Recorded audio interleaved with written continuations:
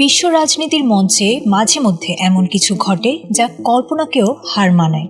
লাতিন আমেরিকার দেশ ভেনেজুয়েলা এখন তেমনি এক নজিরবিহীন নাটকীয়তার কেন্দ্রবিন্দু। একদিকে দেশটির সুপ্রিম কোর্ট মনোনীত প্রেসিডেন্ট, অন্যদিকে কয়েক হাজার মাইল দূর থেকে নিজেকে ইতোমধ্যেই সেই দেশের শাসক দাবি করেছেন খোদ মার্কিন প্রেসিডেন্ট ডোনাল্ড ট্রাম্প। ঘটনার শুরু গত ৩রা জানুয়ারি। ভেনেজুয়েলার রাজধানী কারাকাসে আকস্মিক সামরিক অভিযান চালিয়েছিল মার্কিন কমান্ডোরা। রক্তক্ষয়ী সেই অভিযানে নিহত হয়েছিলেন অন্তত ১০০ জন। সেখান থেকে দেশটির প্রেসিডেন্ট নিকোলাস মাদুরোকে অনেকটা অপহরণ করে নিয়ে আসা হয়েছিল নিউ ইয়র্ক সিটিতে। বর্তমানে তিনি মাদক পাচারের অভিযোগে যুক্তরাষ্ট্রের কারাগারে বন্দী। মাদুরোর দাবি, এই গ্রেপ্তার আন্তর্জাতিক আইনের চরম লঙ্ঘন।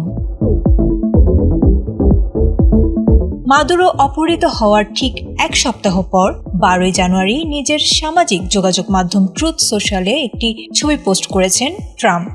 উইকিপিডিয়ার আদলে তৈরি সেই ছবির নিচে লেখা, তিনি ২০২৬ সালের জানুয়ারি থেকে ভেনেজুয়েলার ভারপ্রাপ্ত প্রেসিডেন্ট।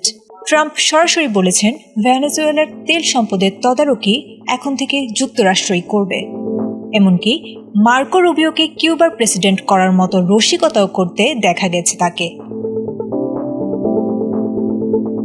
রয়টার্সের তথ্য মতে, মাদুরো অপহৃত হওয়ার পর দেশটির supreme court vice president Delcy রদ্রিগেজকে ঘোষণা করেছে ভারপ্রাপ্ত প্রেসিডেন্ট হিসেবে। দেশটির সেনাবাহিনীও সমর্থন দিয়েছে ডেলসিকে। ভারতীয় গণমাধ্যম এনডিটিভির এক প্রতিবেদন থেকে জানা গেছে, ডেলসি যুক্তরাষ্ট্রের সাথে আলোচনার প্রস্তাব দিলেও ট্রাম্পের নিজেকে প্রেসিডেন্ট ঘোষণা করার বিষয়টি আরও জটিল করে তুলেছে। এদিকে মার্কিন পররাষ্ট্রমন্ত্রী মার্কো রুবিও জানিয়েছেন, অনির্দিষ্টকালের জন্য ভেনেজুয়েলার জ্বালানি খাত এবং সরকার সংস্কারের কাজ নিয়ন্ত্রণ করবে ওয়াশিংটন।